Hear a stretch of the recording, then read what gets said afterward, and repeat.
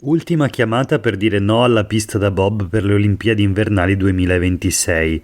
La manifestazione lanciata da Cortina Bene Comune, gruppo rappresentato in consiglio comunale, da sempre contrario alla costruzione del nuovo impianto, ha portato ieri in piazza 1 migliaio di persone. 25 le associazioni venete, anche di Friuli, Alto Adige, Lombardia e Piemonte, che hanno unito la propria voce nella richiesta di dirottare quei milioni di euro in servizi a favore di tutti i cittadini anziché spenderli per un beneficio economico di poche persone. L'evento ha indotto il sindaco di Cortina Gianluca Lorenzi a rompere il silenzio in una nota dopo aver sottolineato che il pensiero di Cortina Bene Comune è minoritario nella comunità. Ha ammesso la mancanza di una chiara prospettiva finanziaria e di garanzie, scaricando la responsabilità sulla precedente amministrazione. In merito alla situazione attuale di responsabilità e garanzie che coinvolge il nostro comune, ha detto: desidero ricordare che tale contesto è il risultato di scelte effettuate da chi ci ha preceduto. Queste decisioni, mosse forse dall'entusiasmo o da altri motivi che non conosciamo, hanno comportato la firma di garanzie senza una chiara comprensione delle implicazioni per l'economia locale. Oggi la nostra amministrazione sta lavorando, scrive ancora il sindaco, per quantificare l'impatto di queste decisioni e sta collaborando con le autorità regionali e tutti i soggetti coinvolti al fine di ottenere il supporto necessario da parte del governo. Questo è Sveglia Veneto, il primo podcast dedicato all'informazione vista da Nord-Est. Io sono Jack Calcetto, oggi è lunedì 25 settembre 2023, la prima notizia del giorno riguarda la manifestazione a Cortina contro la pista da bob delle Olimpiadi Milano-Cortina 2026, le Olimpiadi invernali. 1000 in piazza Cortina per dire no alla pista da bob per le Olimpiadi. Questo è il titolo sui quotidiani del gruppo GEDI, l'articolo si trova a pagina 9. Corteo con 25 associazioni, il sindaco parla di garanzie rischiose. Oltre a Innsbruck, i manifestanti propongono anche l'alternativa di St. Moritz.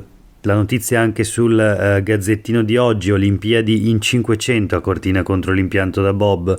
Gli organizzatori parlano di un'opera insostenibile, sotto accusa i costi e l'impatto, e il sindaco è scettico sulla copertura finanziaria. Lorenzi dice: non abbiamo dati definitivi, sempre le parole del sindaco.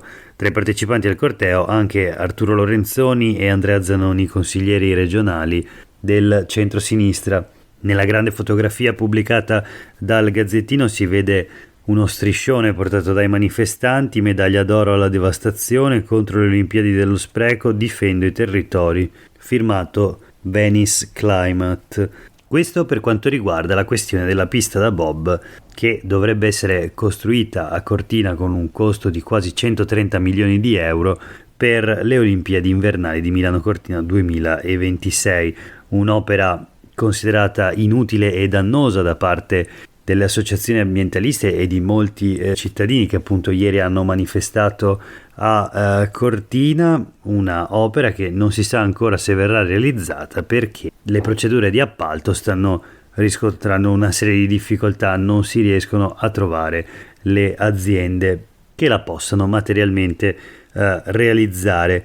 Voltiamo pagina, restiamo sulle pagine del Gazzettino. Una notizia che riguarda il maltempo. Grandine, dopo 2 mesi nemmeno un centesimo.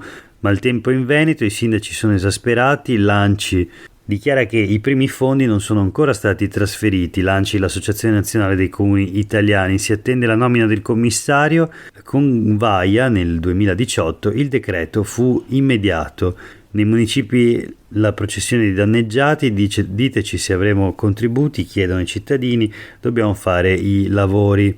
1,3 miliardi di euro di danni stimati per la grandine dal 13 luglio al 6 agosto, 8,33 milioni di euro stanziati dal governo, ma non è ancora arrivato un centesimo. Questa la situazione e quindi i comuni si fanno sentire, chiedono appunto al governo di trasferire questi fondi, che sono molto pochi naturalmente rispetto ai danni complessivamente quantificati, ma appunto sarebbero meglio del nulla che finora si è visto. Chiudiamo la rassegna stampa di oggi molto breve come sempre al lunedì, con una notizia di cronaca, un misterioso ritrovamento. Vediamo il titolo sulle pagine dei quotidiani del gruppo Gedi: bendato e con i piedi legati, l'orrore del cadavere impiccato al guardrail. Siamo a Trieste, giallo in Friuli Venezia Giulia, quindi traumi e ferite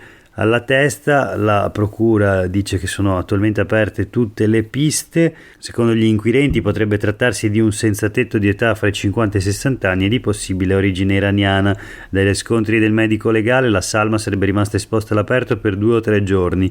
All'esame le telecamere installate nelle vicinanze.